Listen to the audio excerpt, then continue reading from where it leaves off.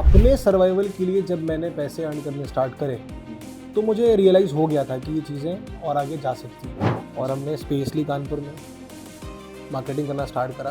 पहले एक बच्चा आया, 6 महीने तक एक ही बच्चा रहा। इंडिपेंडेंट फिल्म मेकर हैं जो अपना पैसा लगा के फिल्में बनाते हैं। ये लोग यूट्यूब पे करते हैं रिलीज़, लेकिन यूट्यूब पे रिलीज़ करने के बाद क्या, शायद इनको व्यूज़ मिल जाते होंगे, पर जो इनका पैसा लगा है वो तो नहीं मिलता है। फिल्म फेस्टिवल्स में लेके जाते हैं, वहाँ पर भी जो उनकी लगी है कॉस्ट वो नहीं मिलती। घर लेने का सपना आज भी है, वो तो हो जाएगा पूरा, पर वो गोल नहीं है अब।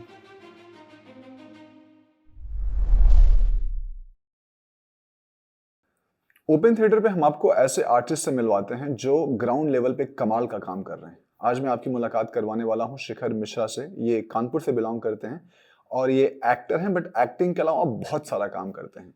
ये थिएटर आर्टिस्ट के लिए एक ऐसा इकोसिस्टम क्रिएट कर रहे हैं जो कि एक रिवोल्यूशनरी कदम हो सकता है। तो आइए मिलते हैं और जानते हैं इनकी कमाल की journey. Thank you very much Shikhar, यहाँ आने के लिए और हमसे बात करने के लिए। मैं आपसे मतलब मुझे नहीं पता था कि हम इतनी जल्दी मिलके इतनी सारी बातें करेंगे, लेकिन जब मैं पहली बार आपसे मिला तो मैं बहुत मेस्मराइज था इस बात के लिए कि मैंने एक एक्टर को जो है एज एन एक्टर ही देखा है मोस्टली, या फिर वो थोड़ा बहुत लिखता है या फिर कुछ एडिटिंग करता है। मतलब मैं एक साथ नहीं सोच पा रहा था कि आप जो है ना कि कितनी सारी चीजें एक साथ कर रहे हैं। और एक मतलब मैं सोचा अच्छा आप ये हैं, और अभी भी शायद ना कि मैं आपसे जब बात करूंगा कोशिश करने की मतलब समझने की कोशिश करूंगा कि एग्जैक्टली आप क्या हैं। ऐसे ही मतलब कौन सी 5 चीजें हैं आपको आपकी लाइफ में जो ऐसा लगता है कि आपका from your childhood till now जो ऐसे इंसिडेंट जो आपके रह गई हो अंदर और वो आपको लगता है कि बहुत इंपॉर्टेंट चीज रही है आपकी आर्टिस्टिक जर्नी में?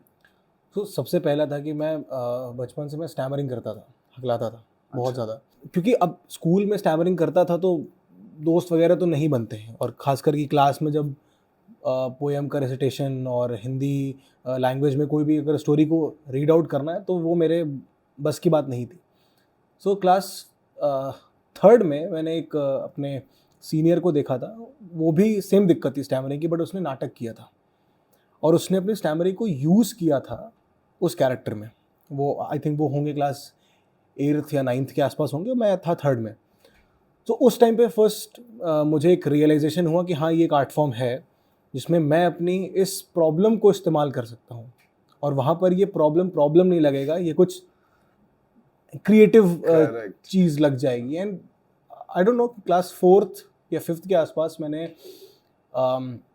कोई व्यक्ति से सुना था कि पीयूष मिश्रा नाम के एक व्यक्ति हैं जिनको सेम दिक्कत है हकलाने की, और he is also into theatre and all, क्योंकि वो उस समय दिल्ली में थिएटर कर रहे थे बहुत ज़्यादा।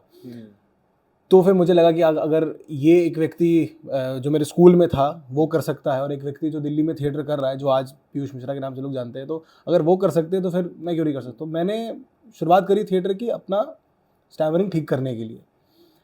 सेकेंड टाइम मैं इंटरप्ट करूंगा कि मैंने अगर कोई इमेजिन नहीं कर सकता, अगर आपका एक परफॉर्मेंस देख ले, आप कितने लंबे लंबे डायलॉग देख ले कि आप कहीं भी स्टैमरिंग मतलब करते रहोगे। अगर मैं शायद एक बार आप पीयूष मिश्रा जी का नाम ले रहे हैं तो मुझे ऐसा लगता है कि हाँ जो उनकी जो एक्टिंग की अदायगी है उसमें वो बोल दूंगा कि हाँ अच्छा शायद रहा होगा। आपका तो मतलब एकदम जाता ही नहीं है, छूता ही नहीं है। वो थिएटर से ठीक हो गया है। मतलब वो है, मैं जानता हूँ वो है, पर मैं ये भी जानता हूँ कि मैं उसे कैसे मोल्ड करके उसको अपने सीन में डाल सकता हूँ।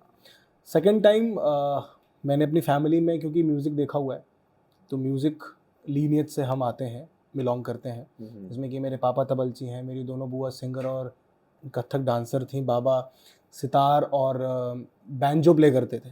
एक बार घर में ऐसे ही माहौल सेट हुआ था, तो सब लोग बैठे थे और बाबा बैंजो बजा रहे थे एट द एज ऑफ 81। पापा, क्योंकि उनकी थोड़ा सा आंखों में दिक्कत है, बट फिर भी ही वॉज प्लेइंग तबला। मेरी दोनों बुआ गाना गा रही थी। तो वो माहौल ने मुझे बहुत किया इफेक्ट कि कुछ तो आर्टिस्टिक फील्ड में ही करना है, बिकॉज फैमिली का एक वो लीनिएज भी जुड़ा हुआ है। हालांकि म्यूज़िक एक पॉइंट के बाद मेरी फैमिली में बंद हो गया because of some financial crisis और ये सारी चीज़ें, बट क्योंकि वो माहौल मैंने देखा तो मुझे लगा कि हाँ ये चीज़ मुझे करनी चाहिए। तो एक ये हादसा रहा, ये लगभग क्लास 9th के आसपास हुआ है। क्लास 10th में मैंने एक थिएटर प्ले करा था, उसका नाम था सवा शेर गेहूँ, मुंशी प्रेमचंद जी की कहानी है, उसके लिए मुझे बेस्ट एक्टर का अवार्ड मिला। तो एक वो और एक हिट था कि I can take this to another level. उसके पहले तक ये था कि हाँ मतलब इस फील्ड में स्कूल टाइम, सिर्फ स्कूल टाइम तक ही करना है, उसके बाद का नहीं पता था कि लेके जाना है कि नहीं लेके जाना है। मतलब मैंने अपने अगर सीनियर को भी देखा था तो प्लान ये था कि जब तक स्कूल में है तो इस चीज़ को एक्सप्लोर करते हैं। 10वीं में जब वो एक हिट मिला कि हाँ एक एक्टर का अवार्ड मिल गया, मैंने कहा नहीं अब तो ये चीज़ हो सकती है। मेरे फैमिली वाले गलती से मुझे मुंबई ले आए थे घुमाने के लिए। अच्छा 11th की बात है ये।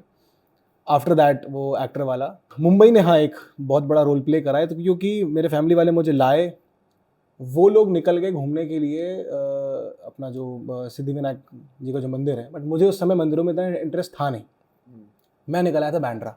मैंने बहुत नाम सुना हुआ था कि शाहरुख खान का घर है और ये सारी चीज़ें, तो वहाँ जब मैं खड़ा हुआ हूँ at that point of time, मुझे आज भी याद है मैंने वहाँ पे किया डिसाइड कि अब जो भी करना है वो इसी फील्ड में करना है। So obviously I started for कि ये ऐसा, लेकिन ऐसा क्यों, मतलब उसी मोमेंट पे क्यों? क्योंकि मैंने अपनी फैमिली को बहुत ही फाइनेंशियल क्राइसिस के माहौल में देखा है गुजरते हुए।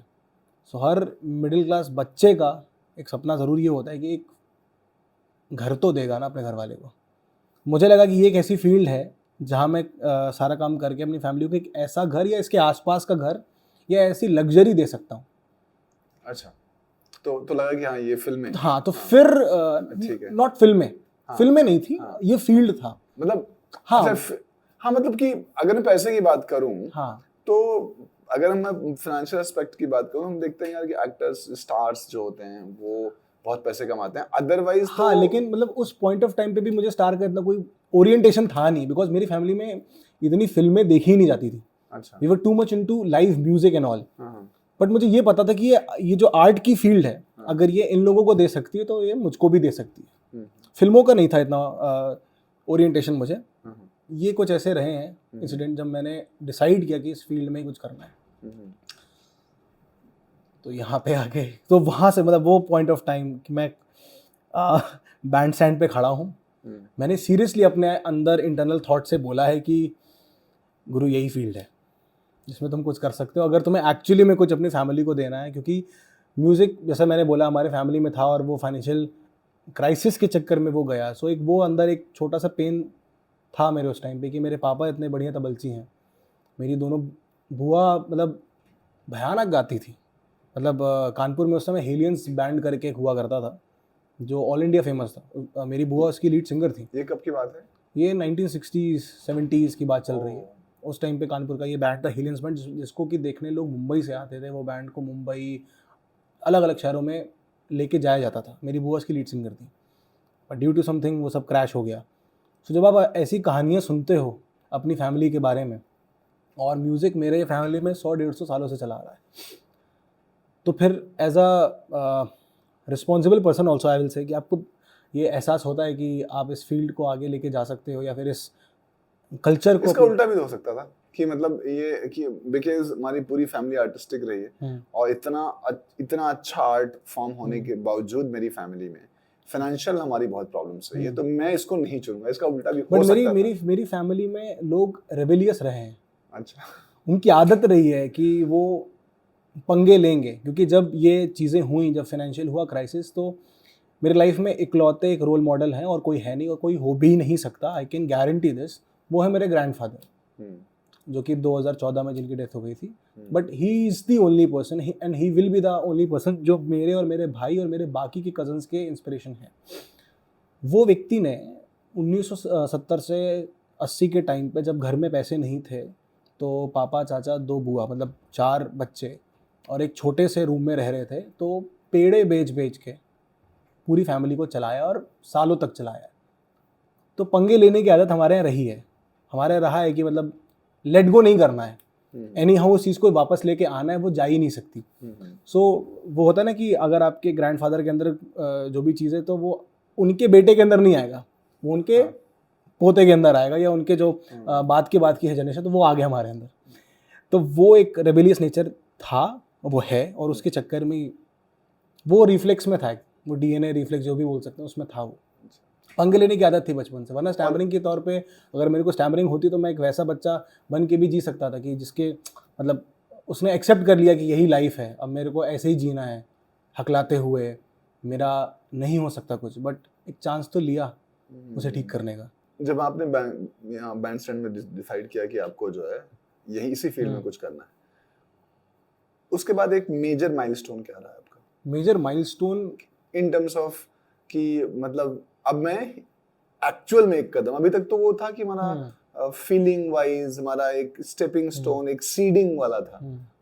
लेकिन कब से जो है ना वो जो सीड था वो बाहर निकल के आया, जो पेड़ दिखने लगा था, पौधा, वो पौधे वाला टाइम कब था वो? सो मैं जब दिल्ली गया और दिल्ली में जब मैंने थिएटर करना शुरू करा, दिल्ली थिएटर के लिए गए थे? हाँ, ओके। हार्डकोर उसी के लिए गया था मैं। वो मैंने स्टार्ट करना चालू किया, चीज़ें स्टार्ट करी, तो अपने सर्वाइवल के लिए जब मैंने पैसे अर्न करने स्टार्ट करे तो मुझे रियलाइज़ हो गया था कि ये चीज़ें और आगे जा सकती हैं। बिकॉज तो एक पैसे अर्न करना शुरू किए कहाँ, थिएटर से? नहीं, कैसे? छोटी मोटी जॉब्स करके। अच्छा। सिक्योरिटी गार्ड हो गया समटाइम्स, कोई बिल्डिंग में। मुझे गिटार आता था तो सीपी में लेके टोपी रख के बैठ जाता था, वहाँ से मतलब इतना था कि मैं अपना खर्चा तो एटलीस्ट निकाल ले रहा था बहुत ईजीली, मतलब नॉट ईजीली आई विल से, बट हाँ मुझे उसमें मज़ा आ रही थी, तो मेरे लिए वो फन ही था। तो ऐसी छोटी मोटी जॉब्स करना जब स्टार्ट करा तो एक साल के अंदर ये रियलाइज़ हो गया कि जब मैं छोटी मोटी जॉब करके, जबकि मुझे कोई पैसा कमाने का ओरिएंटेशन भी नहीं है, मैं जब ये छोटी मोटी जॉब्स करके साथ में थिएटर को बैलेंस आउट करके अगर मैं अपनी जीविका वहाँ पे चला ले रहा हूँ, तो अगर मैंने थिएटर में फुल टाइम दिया, इस आर्ट को समझा, तो आराम से हो जाएगा। थॉट मेरा ज़िंदगी में कभी नहीं डगमगाया कि मैं ये चीज़ नहीं कर सकता या ये चीज़ नहीं हो पाएगी। मतलब ये जो थॉट प्रोसेस वहाँ पे बना कि मैं बैलेंस आउट कर सकता हूँ, कि मैं अपना फाइनेंस भी मैनेज कर सकता हूँ और मैं थिएटर भी कर सकता हूँ, मैं एक्टिंग भी कर सकता हूँ। क्योंकि आई थिंक ये जो है one of the biggest battle होता है कि आप खाओगे क्या और कमरे का किराया कौन देगा। करेक्ट। और मतलब या बेसिक फाइनेंशियल, अगर आपको जैसे दिल्ली जाना है, मुंबई जाना है, अगर इस आर्ट फॉर्म के लिए अगर आपको वहीं काम मिलेगा और आपको वहाँ रहना पड़ गया, तो ये बेसिक बैटल होती है। और वो बैटल को मैनेज करने, मतलब ये साइकोलॉजिकली जो है परेशान करता रहता है, बहुत चुभता है, बहुत चुभता है। तो ये आपने वहाँ एटलीस्ट वहाँ पे आपको एक जो भी आपने किया, आपको लग गया कि ये तो मैं कर लूंगा, इसका इशू नहीं है। और फिर उसके बाद मुझे ऐसा फील हुआ कि फाइनेंस मेरा कभी फिर दिक्कत रहा नहीं, बिकॉज मैं चीज़ों को मैनेज आउट कर ले रहा था। समटाइम्स, बहुत बार, मतलब नॉट समटाइम्स ऑल्सो, बहुत बार भूखा पेट भी सोना पड़ा है, समटाइम्स पैसे भी नहीं मिले हैं, बट ये था कि मिल जाएंगे, वो चीज़ थी, वो चीज़ हो रही थी। फिर थिएटर से मैंने जब स्ट्रीट प्लेस करना शुरू करा तो मुझे उससे भी वो मिले, पैसे मिले, तो आ गया समझ में कि हाँ इस आर्ट फॉर्म से भी मिल सकते हैं पैसे। तो स्ट्रीट प्लेस के मुझे पर डे का 300-200 रुपये ऐसे करके मिलने लगा उस टाइम पे। फिर धीमे धीमे थिएटर करते हुए स्टेज प्लेस करे, दिल्ली के बाद? हाँ वहीं पे ही, दिल्ली में ही। और उसके बाद दिल्ली में ही जब थोड़ा सा समय बीत गया तो कुछ फ्रीलांस टीचिंग मैंने स्टार्ट करी दिल्ली में ही, और वहाँ से भी मुझे पैसे आने शुरू हुए। तो हाँ ये चीज़ दिमाग में आ गई थी कि वो चीज़ें हो जाएंगी, और बाकी चीज़ें जो मैंने सोची थी, जो सोच के मैं दिल्ली आया था कि आगे ऐसा ऐसा होगा, वो चीज़ें बहुत इजीली हो जाएंगी। शर्त ये है कि आपको हार्ड वर्क करना पड़ेगा, आराम नहीं। सुबह निकलो 6 बजे और फिर रात को 11 बजे जाओ, यही प्रोसेस है। इसमें जितना काम कर सकते हो काम करो। और उसके पहले भी, जब मैं दिल्ली के पहले भी मैंने इकोनॉमिक्स स्टार्ट किया था पढ़ाना। अनअकैडमी तब तक आ चुका था, सो ऑनलाइन अनअकैडमी पे मैंने इकोनॉमिक्स पढ़ाई है और मुझे उसके अच्छे पैसे मिले हैं। मतलब एवरेज में 40,000 मैंने उससे निकाला है, बट वो एक टाइम पे बहुत ज़्यादा हो गया था कि मेरा थिएटर दिक्कत दे रहा था, तो फिर मैंने उसको छोड़ दिया। और फिर मैं, ये दिल्ली की बात है? हाँ, नहीं दिल्ली के पहले। अच्छा, दिल्ली के पहले अनअकैडमी वाला चीज़ हुआ था, तो आप कानपुर में थे? हाँ, तब मैं वहाँ पे था, क्योंकि मुझे इकोनॉमिक्स में था इंटरेस्ट, वो आज भी है, वो रहेगा। वो मतलब इकोनॉमिक्स एक ऐसी चीज़ है जिससे मैंने चीज़ें शुरू करी हैं। तो लेकिन फिर वही था कि वो बहुत ज़्यादा हो रहा था कि मतलब पूरा दिन क्लास लो, और मेरा जो एक्टिंग है वो छूटता जा रहा था। तो फिर उसको छोड़ के फिर मैं दिल्ली गया। लेकिन ये था कि जब मैंने टीचिंग से वहाँ पे कमाया है तो यहाँ पे भी कर सकता हूँ। लेकिन मुद्दे की बात ये थी कि भी एक्टिंग में कुछ आता नहीं था, तो मैं सिखाऊंगा क्या। तो 3-4 साल 5 साल वहाँ पे दिए। उसके बाद फिर मैंने जो है फ्रीलांस थिएटर ग्रुप्स को, उनके बच्चों को एक्टिंग सिखाना स्टार्ट करा। कहाँ पे? वहीं दिल्ली में शुरू कर दिया। दिल्ली में? हाँ, फिर ये चीज़ मैंने वहाँ पे स्टार्ट कर दी, फिर मुझे वहाँ से थोड़े बहुत पैसे मिलने लगे। देन आई रियलाइज्ड एक्टिंग में, टीचिंग में स्कोप है, और यहाँ पर एक्चुअली में टीचर्स की ज़रूरत है, बिकॉज जब मैं एज अ टीचर बच्चों को सिखा रहा था तो मुझे आ रहा था समझ में कि बच्चों में क्या लैक है और उनको चाहिए क्या है। उनको एक्चुअली सही टीचर चाहिए, जो बहुत कम थे। मुझको भी वो टीचर्स ज़्यादा नहीं मिले, बहुत रेयर ही मिले जिन्होंने मुझे बैठा के एक्टिंग के बारे में सिखाया, बात करी। फिर वहाँ से मेरी वो टीचिंग वाली भी जर्नी साथ साथ स्टार्ट हुई। पहले तो आपने सोचा कि आपने डिसाइड किया कि आपको यही करना है। दूसरा, आपको लगा कि you can manage your finances and you can give your life to art.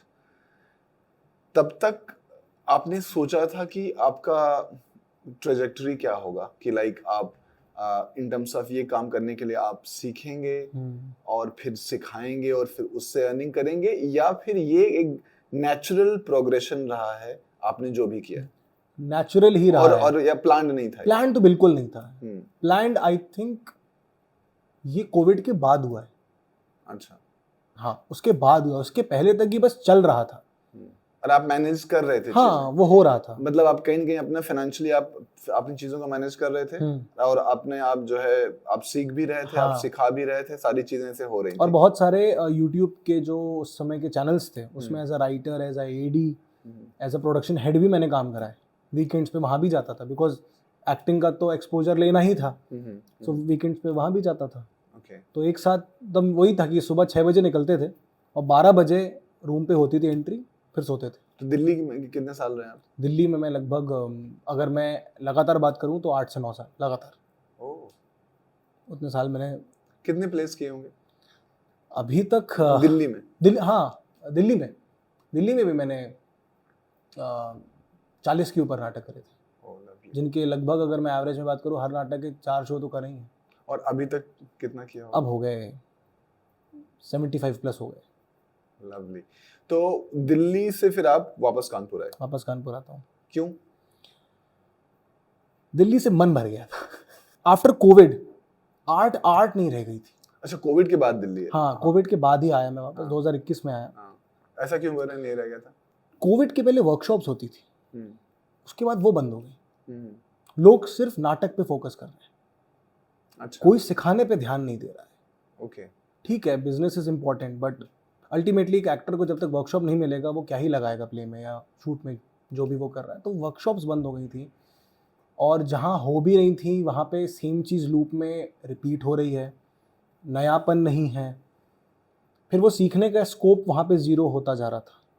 तो जो एक बोलते हैं ना कि एक मंडी हाउस का वहाँ पे एक कल्चर सा बना हुआ है कि हर बंदा आपको एक्टर ही दिख रहा है, वो चीज़ हो रही थी। After COVID everybody was too depressed, too sad, और जिंदा लाश की तरह लोग मंडी हाउस में चल रहे थे। तो मुझे लगा यार यहाँ से अभी निकलना बेटर है, क्योंकि जब तक यहाँ से नहीं निकलेंगे कुछ नया एक्सप्लोर नहीं करवाएंगे। और क्योंकि उस दौरान मैं सिखा रहा था, मुझे समझ में आ रहा था कि एक्चुअली में एक्टर्स को नीड किस चीज़ की है, बिकॉज टीचिंग का ओरिएंटेशन मेरा रहा है, क्योंकि मेरी मम्मी के साइड वाले सब रहे टीचर्स, तो उनको मैंने देखा है, और वो बहुत बढ़िया, बहुत ही ब्रिलियंट रहे टीचर्स। तो मैंने उनसे ही समझा है कि सिखाने के लिए आपको उस मेंटालिटी का बनना पड़ता है जैसा सामने वाला है। तो जब दिल्ली में सिखा रहा था तो समझ में आ गया था कि एक्टर्स की क्या दिक्कतें हैं, क्या उनको चाहिए है, और मुझे ये मालूम था कि मैं ये चीज़ दे सकता हूँ, बिकॉज टीचिंग का समवेयर एक पोटेंशियल मेरे अंदर था। ये बात मैं जानता था बहुत पहले, क्योंकि मैंने स्कूल टाइम में भी अपने साथ वालों को पढ़ाया है। तो आप दिल्ली से जब आप कानपुर आने का आपने डिसाइड किया, तो क्या दिमाग में आपकी ये था कि मैं जाकर के अब मुझे सिखाना है कानपुर में? बिल्कुल ये प्लान करके बिल्कुल था। ये आए थे कि अब ये बिल्कुल, हाँ, ये वाला बिल्कुल प्लान्ड डिसीजन था। क्योंकि मैं गया कानपुर से, क्योंकि कानपुर में नाटक थिएटर के नाम पे कुछ नहीं था। वहाँ पे कुछ ऐसे चंद एक्टिंग इंस्टीट्यूट थे जो लूटते थे। मतलब समझ लीजिए कि 3-3 महीने का 2.5 लाख रुपए उस टाइम पे कानपुर में। और लोग देते थे? लोग, क्योंकि उनका एक टैगलाइन था कि आप आइए हमारे यहाँ और आपको हम प्लेसमेंट करवा देंगे। अच्छा। कहाँ पे? CID में, क्राइम पेट्रोल में, सावधान इंडिया में, वो होता ना 1 डे 2 डे में। वो काम थोड़ी है। करेक्ट। वहाँ पे एक्टिंग नहीं आपकी देखी जा रही है। और सेकेंडली जो सिखा रहे हैं कानपुर में, वो कोई ट्रेंड एक्टर भी नहीं है। ट्रेंड एक्टर छोड़िए, मतलब उनको एक्टिंग का A तक नहीं पता है। वो बस क्योंकि कानपुर में जब कुछ था ही नहीं और आप एकदम से कुछ खोल दोगे और आप इतने बड़े बड़े सपने दिखा दोगे, तो छोटे शहर का आदमी कम से कम ये सोचेगा चलो यहाँ पे 2.5 लाख देते हैं, कुछ हो जाएगा। और उस टाइम तक ये रील्स तो थी नहीं, इतनी ज़्यादा तो नहीं थी। और जो थी भी वो शहरों में थी, मतलब खासकर बड़े शहरों में थी। अब तो वहाँ का बच्चा यही सोचेगा ना कि 2.5 लाख दे देंगे, स्टार बन जाएंगे, शूटिंग मिल जाएगी। उस चक्कर में इतने लोग लूटे हैं। और ये 2011 से चल रहा था कानपुर में। 2011 से कुछ ऐसे एक्टिंग इंस्टीट्यूट थे जो तो सोचिए 2011 में 2-2.5 लाख रुपए ले रहे हैं, लूटे जा रहे हैं। और बच्चे लोन लेके दे रहे हैं, माँ बाप लोन लेके दे रहे हैं, कुछ नहीं। आज वो बच्चे कहीं नहीं है, कहीं नहीं है। मेरे साथ वाले बेवकूफ़ बने, मैं भी एक बार बना पर मैं बच गया। तो आपकी जो आपने ये आए और आपने, तो how was your initial start and how was your journey? We started online. COVID ने हमें ऑनलाइन चीज़ें करना सिखा दिया था। अच्छा।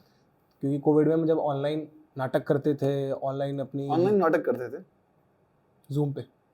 अच्छा। जूम पे करते थे नाटकों की रीडिंग करते थे। तो जो दिल्ली का थिएटर सर्किट है वो हम लोग को जानता था, तो उन लोगों के साथ फ्री में ही ऐसे ही फॉर आवर ओन प्रैक्टिस हम करते थे। बट हमने सोचा कि इसको शुरू किया जा सकता है कानपुर में। तो सेविंग्स के नाम पे तो खैर ज़ीरो था। तो after Covid because of theatre मेरी एक जॉब लगी थी।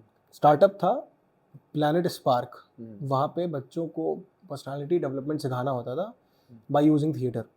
सो वहाँ मेरी जॉब लगी थी, वो वर्क फ्रॉम होम था। तो उससे कुछ पैसे आने शुरू हुए और हमने तब तक अपना स्टार्टअप प्लान किया हुआ था कि इसको स्टार्ट कैसे करना है। तो वहाँ की सैलरी मैं यहाँ पे लगाता था और हमने स्पेस ली कानपुर में, मार्केटिंग करना स्टार्ट करा। पहले एक बच्चा आया, 6 महीने तक एक ही बच्चा रहा, क्योंकि कानपुर में लोगों को अवेयरनेस नहीं थी। क्योंकि एकदम से एक बंदा है जो कह रहा है कि हम आपकी प्लेसमेंट दिला देंगे और वो 1-2 दिन का शूट दिला रहा है और उसके बाद वो गायब है, तो लोग उस पर ज़्यादा कर रहे थे ट्रस्ट। हम नए थे, हम पे क्यों करेंगे। बट फिर भी हम लोग लगे रहे, लगातार मार्केटिंग करी, लोगों से जा के बात करी, सर्वे किए, लोगों के साथ बैठे, बहुत सारे पार्क में गए, चौराहों पे जा के हम लोगों ने, मैंने और मेरे भाई ने बात करी लोगों से, उनको चीज़ें समझाई। फिर 1 से 2, 2 से 4 ऐसे करके धीमे धीमे करके बच्चे शुरू हुए। फिर हमने पहला नाटक किया कानपुर में और हम इकलौते थे जिसने पिछले 15 साल में कानपुर का थिएटर ग्रुप होके टिकटेड शो किया था बुक माई शो से, और वो हाउसफुल था। प्ले का नाम था महारथी, विभांशु वैभव जी का लिखा हुआ नाटक था। 2021 में 16 मई को, 2022 में 16 मई को हमने वो नाटक किया था मर्चेंट चैम्बर हॉल में। और वो कानपुर का इकलौता ऐसा नाटक था जो पिछले 15 सालों में टिकटेड शो हुआ था। 300, 200, 100 की टिकट थी, हाउसफुल था। सारे बच्चों को काम दिया जितने आए थे हमारे पास, और बहुत ही रीजनेबल फीस थी हमारी। 1 महीने की फीस उस समय पे 1500 रुपये थी, और आज भी कुछ ज़्यादा नहीं है। तो उसके बाद से चीज़ें स्टार्ट हुई, फिर ऑनलाइन इंस्टाग्राम वगैरह पे चीज़ों को स्टार्ट करा, तो अभी से ठीक है। ऐसा कोई जो है इंडिविजुअल, जब आप नेचुरली जब आप ये काम कर रहे थे तो आपको बहुत मजा आ रहा होगा, क्योंकि आप वो कर रहे थे जो आप करना चाहते थे, आप सिखाना चाहते थे, और सिखाने की प्रोसेस में आप सीखते भी हैं। करेक्ट। और एक बहुत अच्छा एक गिव एंड टेक का होता है। लेकिन कभी ऐसा ये था कि मतलब मैं कहाँ जा रहा हूँ, कि मतलब क्या मुझे यही करना है या मुझे कुछ और करना है, मैं ये कर रहा हूँ। तो मतलब जैसे आप बहुत सारी चीजें करते हैं, कोई एक ऐसी चीज है, मतलब कोई एक ऐसा है कि ये मेरा मतलब ये मेरा मेन है, ये मुझे करना है, this is where I want to. जैसे कि शुरू हुआ था बैंड सेंट से कि आप ऐसा एक घर लेना है, तो आई एम श्योर आपके एस्पिरेशंस हैं कि मतलब फाइनेंशियली बहुत अच्छा होना चाहिए, सारी चीजें होनी चाहिए, और उसके लिए कुछ सोचा अच्छा ये मुझे ये फाइनेंशियली मुझे यहाँ पहुंचना है, उसके लिए मुझे ये मेरा मेन है जहां मुझे पहुंचना है, बाकी मैं ये सारी ऐसी चीजें, कोई ऐसी चीज है ये मेरा यहाँ मुझे पहुंचना है, यहाँ मैं अपने आप को वैसे देखता हूँ, बाकी सारी चीजें चल रही। Things changed after doing theatre actually. घर लेने का सपना आज भी है, वो तो हो जाएगा पूरा, पर वो गोल नहीं है अब, और ना ही वही एक द एंड है।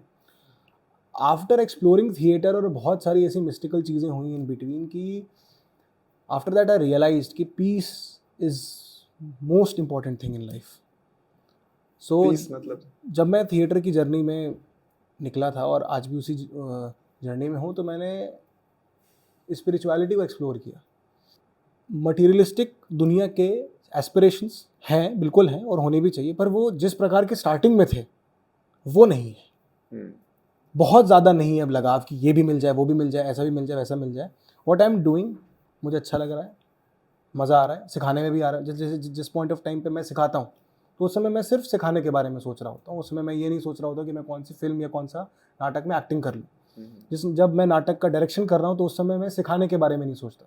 मैं ये सोचता हूँ कि डायरेक्शन करते करते कैसे मैं अपने एक्टर्स को सिखा लूँ, डायरेक्ट टीचिंग के बजाय indirect teaching.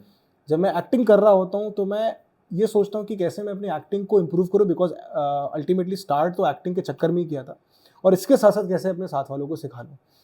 So because of drama and theatre मेरा वो चीज़ हो गया कि बीइंग एट द मोमेंट, उस मोमेंट को जीना सीख लिया। फ्यूचर में क्या होगा उसके बारे में सोचना बंद कर दिया, पास्ट में जो हो गया उसके बारे में सोचना बंद कर दिया, प्रेजेंट को एंजॉय कर रहा हूँ। तो मुझे ऐसा फील हो रहा है कि इस चक्कर में मैं ज़्यादा ग्रो कर रहा हूँ।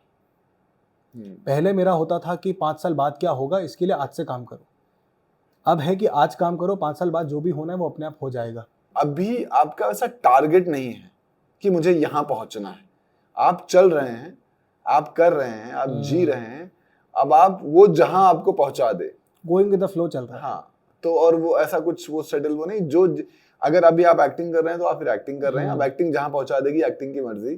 पढ़ा रहे हैं तो आप जो है वो वहाँ वो चीज मुझको जहां पहुंचा, वो मतलब जहां पहुंचा दे आपको। तो अब मैं एंड आई थिंक एक चीज और, सॉरी टू इंटरप्ट, ये मेरे घर वाले भी समझ चुके हैं। तो किसी को प्रॉब्लम है इस एटीट्यूड से? अब नहीं, पहले था। क्यों? क्योंकि हर कोई चाहता है कि आप हर माँ बाप चाहते हैं कि आप उनको ये ला के दे दें, ये ला के दे दें, बट अब उनको दिख रहा है कि ये चीज़ अपने आप ला के दे रहा है।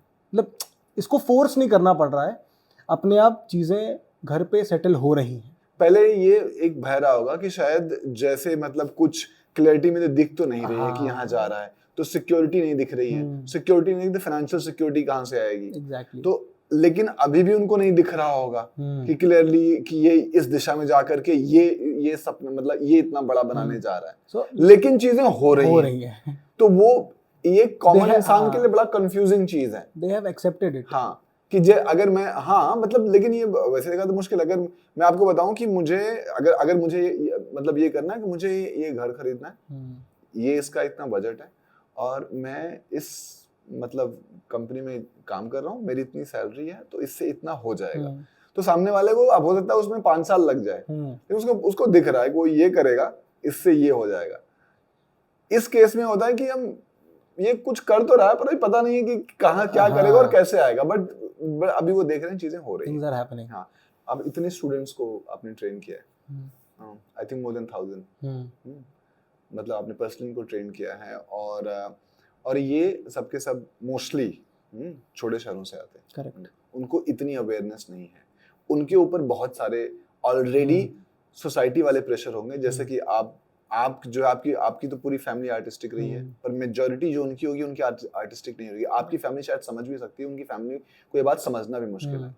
सो ऐसी सिचुएशंस में मतलब आपको क्या लगता है कि उनके लिए एक तो ये है कि भाई उनको सही डायरेक्शन नहीं मिलता, जो टीचिंग होती है वो आप दे रहे हैं, लेकिन जो आपको क्या लगता है कि और क्या चैलेंजेस हैं उनके जैसे लोगों की? आपने तो मतलब because you were so much into it and आपने बचपन से देखा, मतलब जो भी आपको बचपन से एक कहीं ना कहीं इनपुट था तो आप कर गए, लेकिन उनके लिए क्या होते हैं जैसे आपने बहुत देखा होगा उनको? सबसे बड़ा चैलेंज है साइकोलॉजिकल चैलेंज है उनका ओरिएंटेशन नहीं है। उनको लगता है कि इस फील्ड में आ रहे हैं तो सिर्फ एक्टिंग ही है जिससे हमारा घर चल सकता है, बिकॉज उन्होंने फिल्मों में वही ही देखा है। जैसे पहले के टाइम पे, आजकल तो खैर यूट्यूब पे लोग जब BTS देखते हैं तो उनको लगता है कि यार DOP का काम भी बहुत अच्छा काम है, लाइटिंग का भी काम है, सेट का भी काम है, पर पहले नहीं था ना ऐसा। और जो मेरे पास बच्चा आ रहा है फिलहाल के लिए वो ऐसा है जो थोड़ा सा 2017-16 का पास्ड आउट है ना, या 18-19 का पास्ड आउट है, जहाँ पे इतना ज़्यादा उस समय पे भी स्कोप नहीं था चीज़ों का। तो उनका ओरिएंटेशन ये है कि सिर्फ एक्टिंग के नाम पे ही, मतलब एक्टिंग ही है जिसके चक्कर में हम सारी चीज़ें कर सकते हैं। तो सबसे बड़ा बैरियर है उनकी वो साइकोलॉजी को ब्रेक करना, उनको ये बताना कि एक्टिंग के अलावा और भी चीज़ें हैं जिससे तुम अपना घर चला सकते हो शुरुआती दौर में, और एक्टिंग अपनी साथ साथ करते रहना। वो मतलब उस बैरियर को ब्रेक करने पे हम बहुत काम कर रहे हैं। तो this is very very important point, because specially जो छोटे शहरों से आते हैं, क्योंकि और को भी कुछ पता ही नहीं होता कि एक्टिंग का क्या होता है। तो आप ये कहना चाह रहे हैं कि अगर कोई भी एक्टर बनना चाहता है तो पैरेलली उसको एक सिस्टम क्रिएट करना चाहिए जिसकी वजह से उसका वो है कि वो फाइनेंशियली भी मैनेज कर सके ताकि उसका एक्टिंग सरवाइव हो सके। क्योंकि आज के टाइम पे सिर्फ एक्टर से तो कुछ नहीं होने वाला। आप सिर्फ एक्टर हैं तो आप नहीं कर पाएंगे सरवाइव। आपको साथ में कोई और स्किल तो आनी ही चाहिए जिससे आपका स्टार्टिंग में घर चले। जैसे मैंने एक्टिंग स्टार्ट करी तो टीचिंग एक स्किल था जिसके चक्कर में मेरा घर चला। गिटार एक स्किल था जिसके चक्कर में मेरा घर चला और मैं एक्टिंग शांत मन से कर पाया। तो आपको भी साथ की कोई स्किल तो आनी चाहिए, चाहे आप प्रोडक्शन में लग जाएं, एज एडी लग जाएं, सेट डिज़ाइनर सीख लें, लाइटिंग सीख लें, म्यूज़िक प्रोडक्शन सीखें, कुछ तो सीखें, कैमरा हैंडलिंग सीख लें, मैनेजमेंट सीख लें, ताकि आप उसके साथ साथ अपनी एक्टिंग वाली चीज़ को भी मैनेज कर सकें। तो ये स्किल होनी चाहिए और ये चीज़ पे हम काम करते हैं। तो जब हमारी वर्कशॉप्स होती हैं तो उसमें जब एक नाटक बन रहा होता है तो पूरी टीम हर एक काम में इन्वॉल्व होती है। टीम ही सेट बनाती है, वही मेरे साथ बैठ के लाइटिंग को भी डिज़ाइन करती है, समझती है, म्यूज़िक भी समझती है, कैसे एक्टर को ट्रेन करना है वो भी समझती है।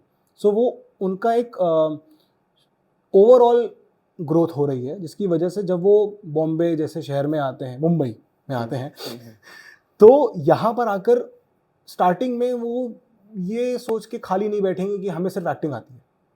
वो लग जाएंगे कहीं ना कहीं। जैसे मेरे साथ वाले थे, क्योंकि हमने सबने साथ में काम करा तो उन्होंने कास्टिंग भी करी दिल्ली में, उन्होंने सब कुछ किया, तो यहाँ पे आके उनको दिक्कत नहीं हो रही है, वो लग गए, उनकी एक्टिंग चल रही है क्योंकि एक्टिंग का तो कीड़ा है अंदर से, वो हो रही है प्रैक्टिस, वो शूट भी कर रहे हैं। अब शूट रेगुलर तो होते नहीं है तो उनको हफ्ते में या महीने में 2-4 शूट मिल जाते हैं एज एन एक्टर, लेकिन बाकी टाइम पे they are working as a light man, light designer, AD, casting, production, तो चल रहा है घर, तो सुकून से एक्टिंग भी कर पा रहे हैं। अच्छा, लेकिन आप ऐसे आप ऐसा नहीं सोचते कि जैसे कि एक ये तो है एक तरीका है कि हम मुंबई शहर में आए हैं तो हमें यहाँ बहुत कॉस्टली शहर है, उसका कॉस्ट को मेंटेन करने के लिए हमें कुछ ना कुछ करना पड़ेगा, ये सारी चीजें एक तो है ही करना। लेकिन ये मतलब कि जैसे जो लोकल मतलब जो हो सकता है कि वो हर कोई वो छलांग ना लगा पाए यहाँ आने की या ना आना चाहे, हाँ, तो मतलब उसके लिए कि मतलब ये मतलब जो मुंबई में है या आसपास में उसके लिए ठीक है, लेकिन जो ऐसे छोटे शहरों से आते हैं उनके लिए आपको लगता है कि क्या मतलब कुछ ऐसा आपको लगता है कि क्या होना चाहिए, क्या हो सकता है? We need more platforms just like YouTube. जैसे एक यूट्यूब एक अपने आप में प्लेटफॉर्म है। नहीं, तो बहुत यूट्यूब है, इंस्टाग्राम, ऐसे प्लेटफॉर्म तो सारे। इंस्टाग्राम पे फिल्में नहीं बन सकती ना, फिल्मों का मज़ा तो वहीं पे मिलेगा जहाँ पे आपको स्क्रीन मिल रही है। इंस्टाग्राम तो बहुत शॉर्ट टर्म सक्सेस है, वो लॉन्ग टर्म नहीं हो सकता। ये तो मैं आज मतलब मैं भी इंस्टाग्राम बनाता हूँ पर इंस्टाग्राम लॉन्ग टर्म सक्सेस नहीं हो सकता। शायद वो आपको लॉन्ग टर्म के रूट पे लेके जा सकता है, पर इंस्टाग्राम कैन नॉट बी और कि हाँ ये हो गया क्रैक तो इसके बाद कुछ नहीं। एक्चुअली मुझे ऐसा लगता है कि हर क्रिएटर इंस्टाग्राम पे आता ही इसलिए कि कोई एक डायरेक्टर या कास्टिंग वाला उसको वहाँ पे देख ले और उसको अपनी फिल्म में ले ले, और कोई रीज़न नहीं कि वो आता है, या फिर आता है वो अपने ब्रांड प्रमोशंस के लिए कि उसको पैसे मिल जाएंगे। बट अगर एक्टर्स की बात करूँ, आजकल एक्टर अपने आप में फिल्म मेकर भी है। बहुत सारे इंडिपेंडेंट फिल्म मेकर हैं जो अपना पैसा लगा के फिल्में बनाते हैं। ये लोग यूट्यूब पे करते हैं रिलीज़, लेकिन यूट्यूब पे रिलीज़ करने के बाद क्या, इनको उतनी शायद इनको व्यूज़ मिल जाते होंगे पर जो इनका पैसा लगा है वो तो नहीं मिलता है। फिल्म फेस्टिवल्स में लेके जाते हैं, वहाँ पर भी जो उनकी लगी है कॉस्ट वो नहीं मिलती। आई थिंक उतनी व्यूअरशिप भी नहीं मिलती है जितना उनका सब्जेक्ट है। तो कुछ ऐसे प्लेटफॉर्म्स होने चाहिए, आने चाहिए, जहाँ पर उनको वही इज्जत मिले जो कि बाकी फिल्म मेकर्स को मिलती है। जिनके पास बहुत पैसा है, कहानियाँ नहीं है। तो अब जैसे कि आप कानपुर के एक्टर्स को ट्रेन करते हैं, और मैं ऐसे बहुत सारे लोगों को जो लखनऊ में हैं, जो एक्टर्स हैं, जो वेल ट्रेंड एक्टर्स हैं, मैं उनको जानता हूँ, और वो आज तक कभी मुंबई नहीं आ पाए। और उनकी प्रॉब्लम क्या होती है कि जो फिल्में होती हैं, उनको जो बड़े रोल होते हैं, उनकी कास्टिंग यहाँ पे होती है। जब वो लखनऊ, कानपुर, इलाहाबाद यहाँ के जो एक्टर्स होते हैं, उनको बस वही छोटे-छोटे वाले पासिंग वाले रोल्स मिलते हैं। बहुत टैलेंटेड है, नहीं हो पाता है, तो सबको आना ही पड़ता है। और आना अपने आप में एक बहुत बड़ा डिसीजन है, कॉस्टिंग है शहर का। तो इसके बारे में क्या कहना है आपको? नहीं, यही सबसे बड़ा मेजर फ्लॉ भी है इस चीज़ का, कि जब मैं भी बीच में आया मुंबई, तो आप आए थे? हाँ, मैं आया यहाँ पे, मैंने यहाँ पे ट्राई करा और मेरा हुआ भी, लेकिन अल्टीमेटली वही आ रहा है कि जिस चीज़ में हमारा हो रहा है वो बहुत ही, मतलब मैं ये नहीं बोलूँगा कि वो बहुत ही छोटी चीज़ें हैं, अच्छी बात है एक्टिंग में हो रहा है, लेकिन अल्टीमेटली जो काम हम चाह रहे करना, वो काम हो नहीं रहा, और जो काम हम नहीं चाह रहे हैं करना, वो हमको मिलता जा रहा है। तो मेरे साथ वाले थे, ऐसे बहुत सारे एक्टर्स थे, बहुत सारे फिल्म मेकर्स थे, जिनके साथ हम लोगों ने मिलके फिल्में बनाई। मैं एज अ एक्टर भी रहा उसमें, एक्टर ट्रेनर भी रहा, मेरे दोस्तों ने फिल्में बनाई, जितना पैसा था हमारे पास हमने वो यूज़ किया, लगाया। फिल्म यूट्यूब पे गई, यूट्यूब से किसी शॉर्ट फिल्म फेस्टिवल में गई, फिर वो दब गई, और वो सब्जेक्ट ऐसा है जो कि सबको देखना चाहिए। मैंने भी एक फिल्म बनाई, शॉर्ट फिल्म बनाई, उसका नाम था डेड था, उसका नाम था। यूट्यूब पे गई, शॉर्ट फिल्म फेस्टिवल में गई, जीती भी, पर यूट्यूब पे आके वापस रिटर्न हो गई। उस फिल्म को बनाने में 50-60 हज़ार के ऊपर का आ गया खर्चा, लेकिन वो निकल के सामने नहीं आया, बिकॉज जिस पॉइंट ऑफ टाइम पे मैं आया मुंबई, यहाँ पे आके समझ में आ गया था कि कोई आपको काम देगा नहीं, आपको अपना काम खुद से बनाना पड़ेगा। और आजकल वही हो रहा है, everybody is making their own films, अपना ही पैसा लगा के या जुगाड़ से। लेकिन पहुंच तो नहीं रही हैं फिल्में, अभी भी फिल्में नहीं पहुंच रही हैं। तो मैं जब वापस गया और मैंने अपना जब चीज़ें स्टार्ट करी, जो ये थिएटर वाला स्टार्ट करा, इसका अल्टीमेटली गोल ही यही है कि मैं सिखाऊं, मैं अपने बच्चों को सिखाऊंगा भी, रेवेन्यू जो आएगा उससे I will make content of my own, और मतलब बच्चों को उस पर काम भी मिलेगा, वो सीखेंगे भी, मतलब थिएटर वाला में ही सीखना, थिएटर वाला में ही काम करना, और थिएटर वाला में ही काम करके अपनी जीविका को चलाना, जस्ट लाइक टीवीएफ कर रहा है। पर टीवीएफ के साथ ये है कि आई डोंट थिंक कि वो कोई वर्कशॉप करते हैं अपने एक्टर्स को ट्रेन करने के लिए। हमारा यहाँ पे क्या है कि हम अपने एक्टर्स को ट्रेन भी कर रहे हैं, अपने एक्टर्स को अपने ही नाटकों में काम दे रहे हैं, जिससे उनको फ्यूचर में जैसे चीज़ें ग्रो करेंगी, उनको उसका पैसा भी मिलेगा और उनकी जीविका भी चलेगी। तो ये चीज़ें we are doing in theatre. Films में कोई फिलहाल अभी हमारा इतना हाथ साफ नहीं है। हाँ, तो एक्चुअली जो मुझे समझ में आता है कि देखिए प्रॉब्लम क्या है, हमें लगता है कि हम लोग काम नहीं मिलता है, या फिर उस तरीके का काम नहीं मिलता है, बट एक्चुअली बहुत सारे ऐसे लोग हैं, जैसे आप ही बता रहे हैं कि आप लोगों ने फिल्में बनाई है, और सारे लोग फिल्में बना रहे हैं, और एक बार तो आदमी कोशिश करता ही है, कोशिश करने के बाद जब उस फिल्म का कुछ नहीं होता, तो लगता है कि अब मैं दोबारा क्यों बनाऊं और बना के क्या करूंगा। आपकी फिल्म ने फिल्म फेस्टिवल में अवार्ड भी जीता, उसके बाद भी वो नहीं पहुंच पाई। तो प्राइमरीली जो रीजन निकल के आता है इसमें क्या है कि हमारे पास ऐसी जो एक बेल्ट है, जो ऐसे जो एक्टर्स हैं, जो नए एक्टर्स हैं, जो अच्छा काम करते हैं, जो उन्होंने सीख भी लिया है और वो काम कर भी सकते हैं, उनके लिए प्लेटफॉर्म नहीं है। हमारे पास थिएटर्स हैं बड़ी फिल्मों के लिए, ओटीटी हैं, वहां पर भी बड़ा अब पहले तो शायद उतना नहीं था, पर अभी क्या, वहां भी सारे बड़े स्टार्स की फिल्में, बड़ी फिल्में आती हैं, तो ऐसी और वही फिल्में ली भी जाती हैं, तो क्योंकि उनका भी अपनी एक इकोनॉमिक्स होगी, उनका एक बिजनेस होगा।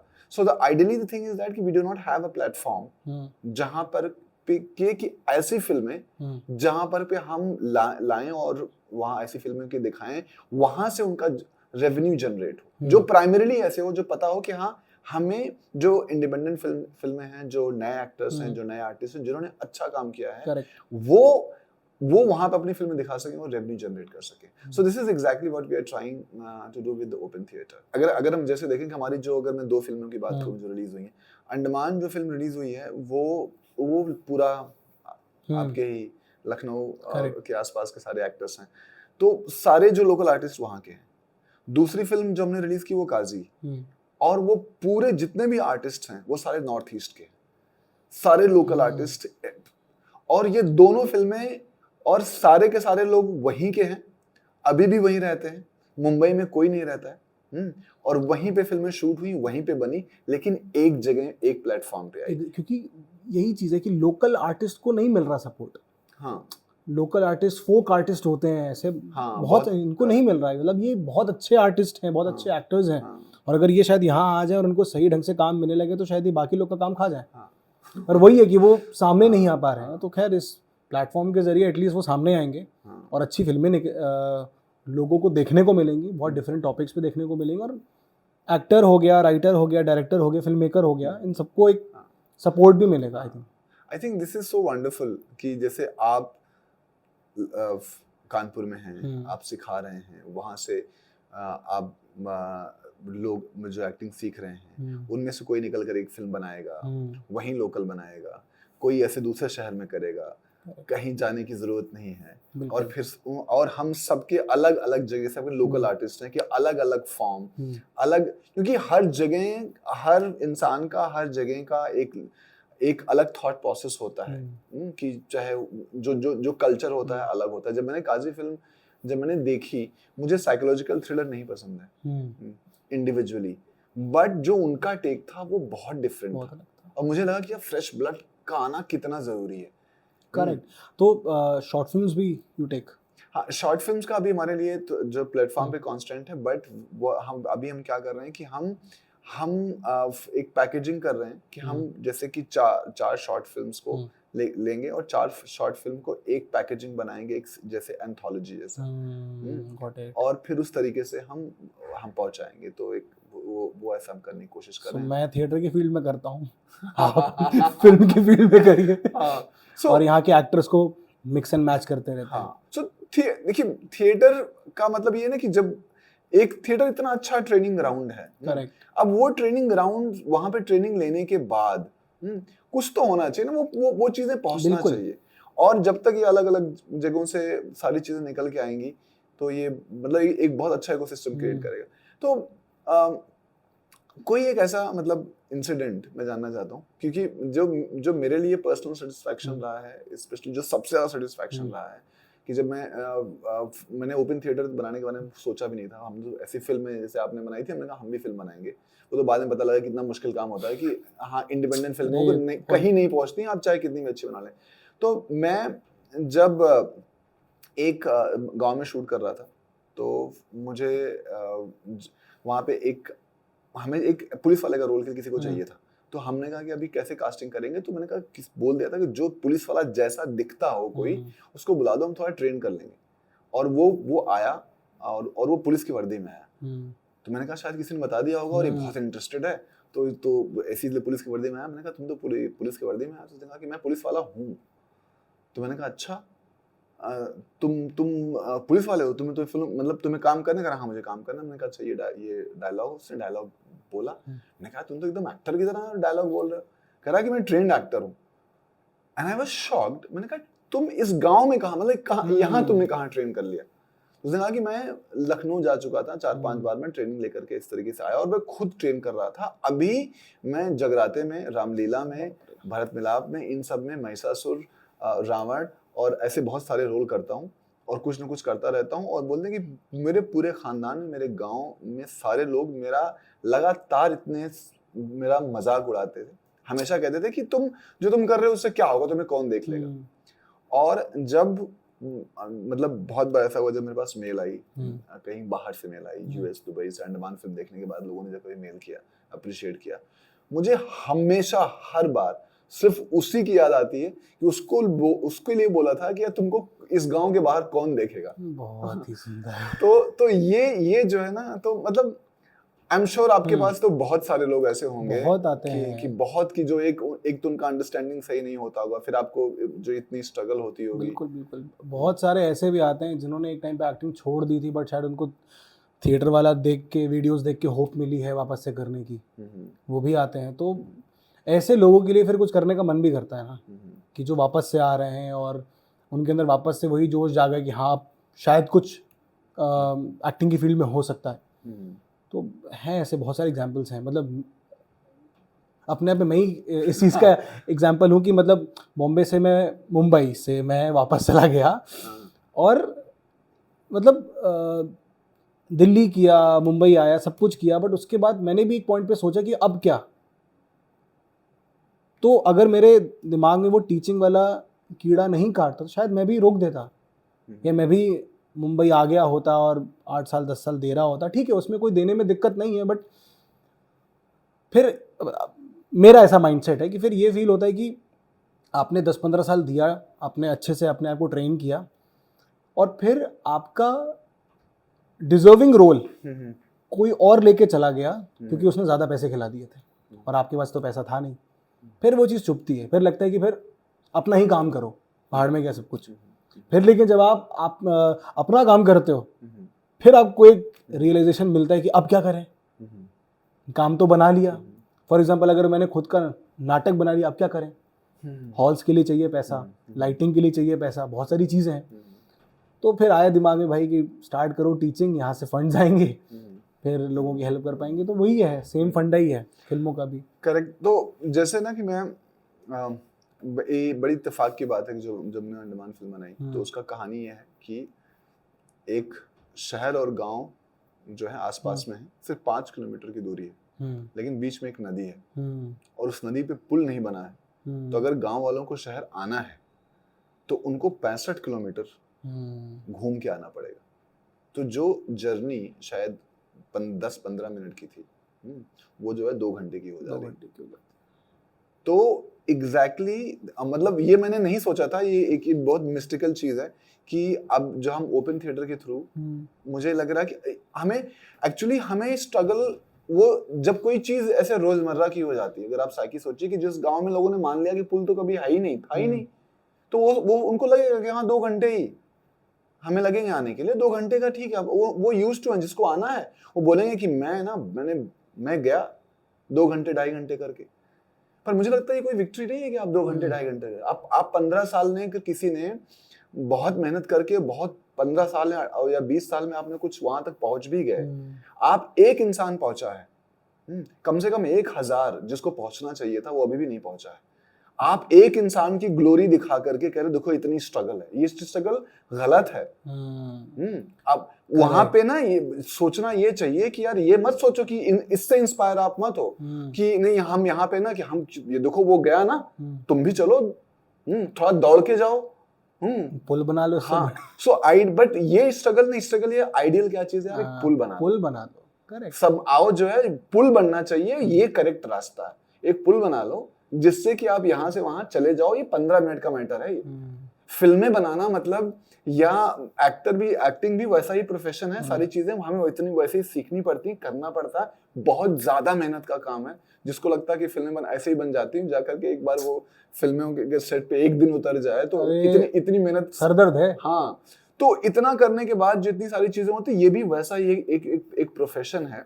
तो ये इसमें कोई ग्लोरी नहीं कि मैंने 20 साल में कोई पहुंच गया और उसका इंस्पिरेशन जर्नी। आइडिया ये है कि हम जो करेक्ट तरीका है वो हो कि हमारा एक पुल बनना चाहिए जहां पे हम हर तरह के लोग उस पे हम क्रॉस करके जाएं, और वो जितना जो जैसा होना चाहिए।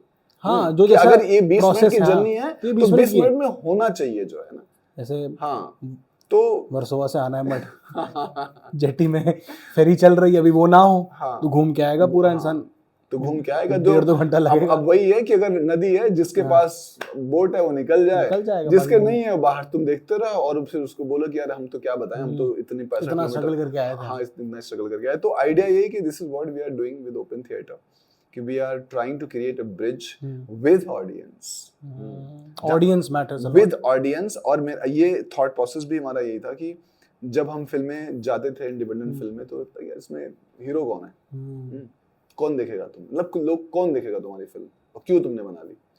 तो अभी हमारा ये था कि नहीं, अभी हमारी फिल्म में जो हीरो होगा वो हमारे जो नए एक्टर्स हैं वो हीरो नहीं होंगे, वो तो पहली बार उनको काम मिल रहा है मोस्टली, तो वो एक्टर्स हैं। लेकिन जो हीरो का काम करेगा वो ऑडियंस होगा हमारा, कि ऑडियंस फिल्म देखेगा, उसको फिल्म अच्छी लगती है, उसको लगता है कि हाँ यार ऐसे लोगों को मौका मिलना चाहिए, तो वो फिल्मों को जो है वो रेफर करेगा, वो उस फिल्म का प्रॉफिट पार्टनर भी बनेगा। हम क्योंकि हम जो हर टिकट जो हमारा होता है उसका हम शेयर करते हैं ऑडियंस के साथ। तो इस तरीके से जो है ना कि ऑडियंस फिल्म को आगे लेकर के जाएगा, ऑडियंस दिखाएगा। तो आइडली स्टार हीरो क्यों चाहिए होता है? क्योंकि उसकी वजह से लोग वजह से लोग जा रहे हैं। तो हमारे ऑडियंस की वजह से लोग अगली ऑडियंस correct, आएगी। very nice. एंड एग्जैक्टली हमने रेफरल अब जो अंडमान फिल्म रिलीज किया था तो हमारा एक्सपेरिमेंटल रिलीज था कि हम रेफर की ऑडियंस फिल्म देखेगी, वो रेफर करेगी और उसके हर टिकट पे जो है उसको जो भी रेफर करी 16 रुपीज का कैशबैक उनको मिलेगा। हमने मतलब हम अगर इंडिविजुअली अगर फिल्म हम दिखाने की कोशिश किए अगर सब करते तो शायद मैं हम लोग 500-600 लोगों में दिखा पाते, but more than 30,000 people have watched the film only because of the audience. Audience matters a lot. Yeah. Seriously, audience की लोग इज्जत नहीं करते हैं, और audience matters a lot. So we are trying to build entire open theater with And the audience. I think audience is ready to accept these kind of films. Correct. लोग नहीं या बहुत सारे लोग ऐसे यहाँ पे हैं जो ऐसी फिल्में नहीं बना रहे हैं क्योंकि वो डरते हैं, और जो लोग बना रहे हैं उनका सामने आना जरूरी है कि हाँ ऑडियंस, क्योंकि ऑडियंस का टेस्ट चेंज हुआ है and audience want these kind of good art films, और वो देखना चाहती है ना, तो ऐसा platform will help a lot. Massive change है ये। सो थैंक यू वेरी मच आने के लिए, इतना डिफरेंट एक्सपीरियंस शेयर करने के लिए। मैं पहली बार ऐसे किसी के साथ किसी से मिला हूँ जो एक्टिंग कर भी रहा है, सीख भी रहा है, सिखा भी रहा है और एक इकोसिस्टम बना रहा है, और वो भी मतलब कानपुर जैसे शहर में। So thank you very much for whatever you are doing. I am very inspired. Thank you. Thank you.